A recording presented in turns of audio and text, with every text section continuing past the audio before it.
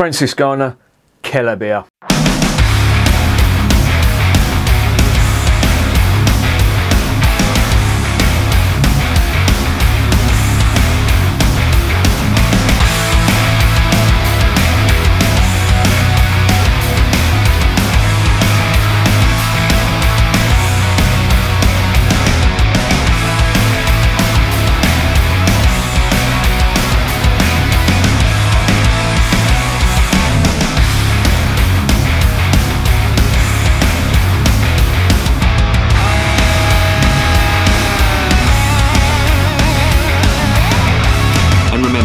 Life is too short to be drinking shitty beer.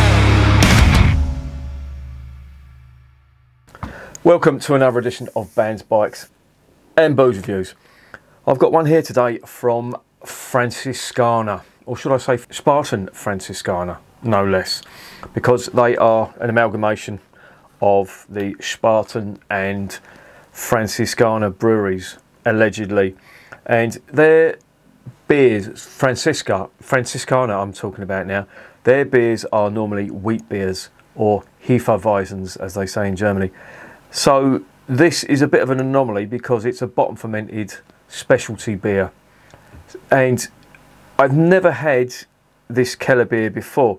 Now, I've spoke about Kellerbier before and what it is, but if you're not aware, Kellerbier is basically unfiltered lager.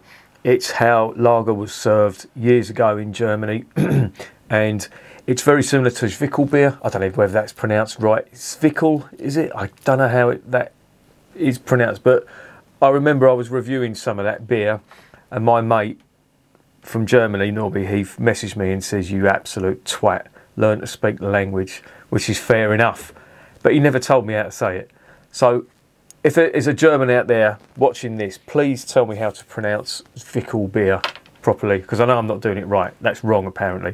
But the point I'm trying to make is the two beers are very similar. In a blindfold test, I doubt many people would be able to tell the difference. I don't know what the fuck they're doing next door, but they're banging the shit out of something. Not sure. What else is going on? Oh yeah, got some petrol today. What a fucking revelation that was. I had to go all the way down the M2. And I had to queue as well. And I know I was ranting and raving about people buying petrol, but I genuinely had to buy, not petrol, but diesel for my car. I needed to pick up that desk for the studio, which I had to pick up from Chingford. Got it home.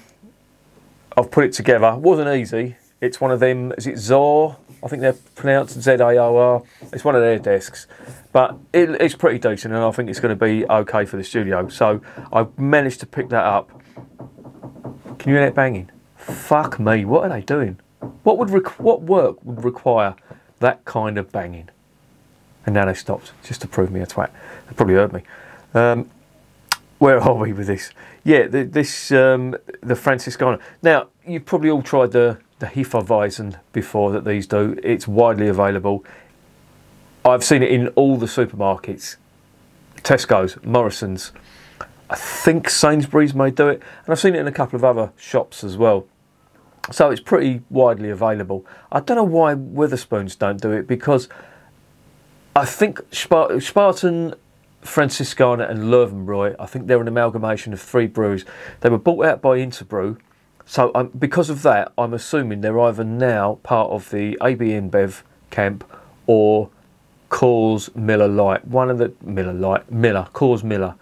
I think they're part of one of them two conglomerates, which generally mean that the distribution is very good. So that's why you're seeing it in supermarkets. You do see it in some pubs. There's a pub in West London called the Crown and Sceptre, or as we like to call it, the Hat and Stick, and they do Franziskaner, and that was a welcome. It's a Fuller's pub, believe it or not. And that was a welcome change in the summer. I was drinking quite a lot of Fuller's beer. They had quite a few good beers on tap. I think they had Honeydew on tap and London Pride, obviously, they always have that. And I'd had a few pints of them, and I just managed to spot a bottle of that Franziskaner, and I thought, well, I'll have a go of it. Franziskaner is not a bad wheat beer. The Dunkel, I'm not really impressed with. So don't build your hopes up, or don't really go out your way. I mean, it's up to you if you want the reviews on the channel, but I wouldn't go out your way for the Dunkel that Franziskaner do, but the Hefeweizen is not bad. So if you can get some of that, I'm sure you can. It's pretty reasonably priced. I think it's under £2. Then it's worth getting. It's a decent wheat beer. It's widely available. If you can get the Paulaner stuff, obviously get that. That's nicer in my opinion. But the Franziskaner stuff is not bad for a beer that's brewed on a very, very large scale like it is. But this stuff, as I say, I've not tried it before. They love all this shit, don't they? With the old Franciscan friar on the front. I don't think it's got anything to do with that at all. I think they're just playing on that like they normally do, like European beer brewers do. So with that in mind, let's get this open and let's see what's going on.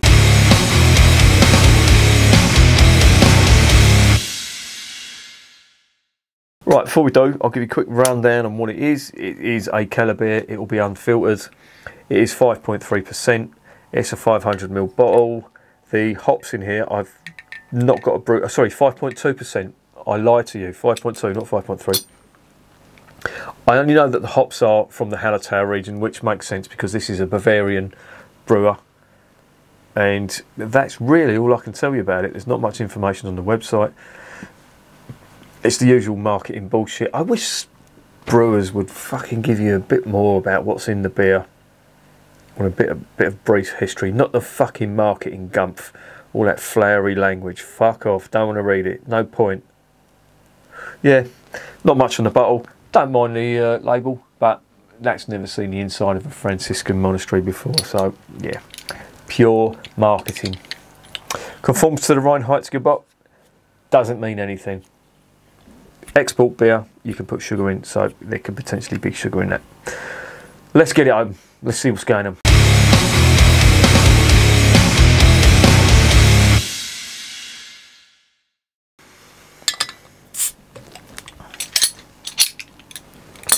There is ye oldie cap. Can you see that in this light? I should really turn the light on, but I feel a bit guilty in this energy crisis turning the light on during daylight. So I'm going to leave it as it is. Right, let's get it into the glass. Now the best, in my opinion, the best Kellerbier I've tasted is the Hacker-Shaw Kellerbier. That is absolutely superb. And Beers of Europe went for a phase of sending me some of that by mistake or as a substitute for another beer. And I tell you something, I was not complaining because it's absolutely superb. This doesn't smell too bad. Very bready, I will say that. And you've got to remember, this is bottom fermented, so if you look at that, you could even be mistaken for thinking that was some kind of wheat beer, but it's not. There's no wheat in here, it is just unfiltered Hefe, as they say, or yeast. Oh, it's very, very bready indeed. It does smell nice. Toasted, white toasted bread. Does smell promising. And as I say, Spaten, they're not bad. I didn't mind their lager, that's on the channel. I reviewed the Oktoberfest beer. That was the weakest out of the big six in Munich, in my opinion, when it came to Oktoberfest beers, but it was still good. And you've got to remember, these are based in Munich.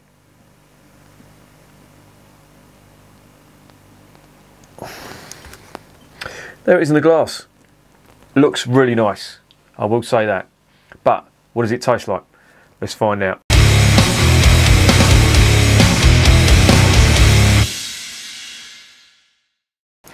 Zum Wohl, as they say in Germany.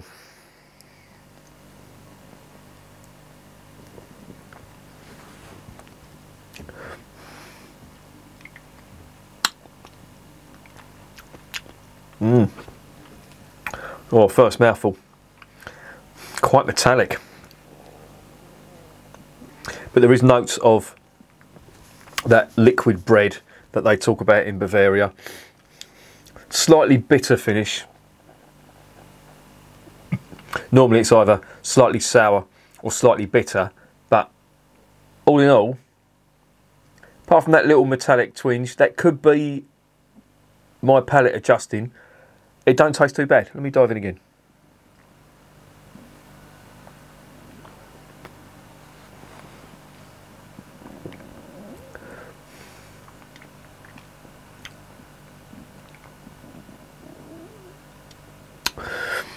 Yeah, it's okay.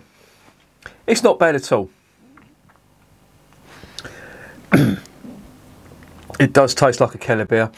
What the difference between a normal Helles that's been filtered and this stuff is, there's a few differences, I will say. Firstly, it's got more body on it, and that's due to the unfiltered nature of it. But there's also, you do get some of that yeasty taste off it, which gives it, sometimes I get a slightly sour taste from that. Other times you get more of that bready type flavour, which this has got a bit of both of.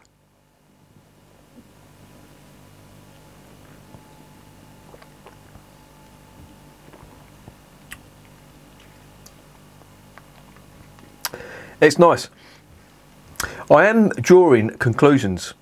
I am drawing comparisons with this and some of the other Keller and Zwickel beers that I've tried. And this is just a good, solid one. Quite a good representation of the style. And if you can imagine where the Franziskaner Hefeweiss stands in the whole big picture of things, I think this is exactly where this stands in the big picture of things with Kellerbier, because it's not outstanding, but it's a good solid Kellerbier that I quite like and could quite easily drink. Now here's one for you. There is a new craft beer place opened up in Maidstone called the Made Inn, and they have, from a local brewer, Time and Tide. They're quite a good brewer, but they do a Kellerbier. And the owner, Matt, was telling me about it, because I was saying, look, you've got to get some decent German beers in. And he says, oh, we do a Kellerbier. And I said, oh, great. Who from? And he said, oh, Time and Tide. And where they are a local brewer, and yes, I really do want to support local brewers. I do remember thinking, oh, I would have got a German Kellerbier in. But I went down there on the opening night and I tried, they had two German beers on. One was a genuine German land beer, and they had the Kellerbier on from Time and Tide. So I tried the Kellerbier first, and I thought it was really good. I mean, it was as good as this.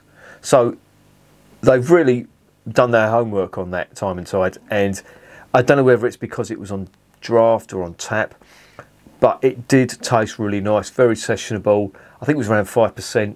So yeah, I really enjoyed that. This is about the same, and whereas this is German, it's steeped in German tradition. The Time and Tide fellas have done a fantastic job. So yeah, I would compare them too. On a par, I'd say. The land beer, I can't remember it was an obscure German brewery. They did a land beer, and it wasn't nice. And land beer, I always say, is a bit hit and miss. You can get some really good ones, or you can get some really bad ones.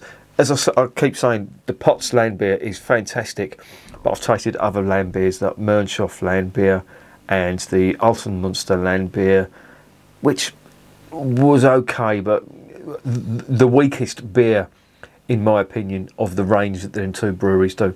But we're not talking about land beer, we're talking about Kellerbier. So just one more dive in.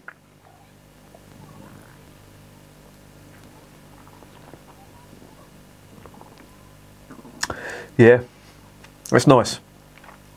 Very bready. Nice little hint of fruit on it. Not big, there's a little hint, but there's a nice bitterness on the end.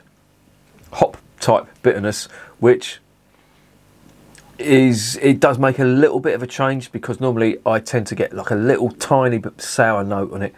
I'm not getting that on here. This is more of the hop character has come through on that, which is nice. And I really like that. That is a good one.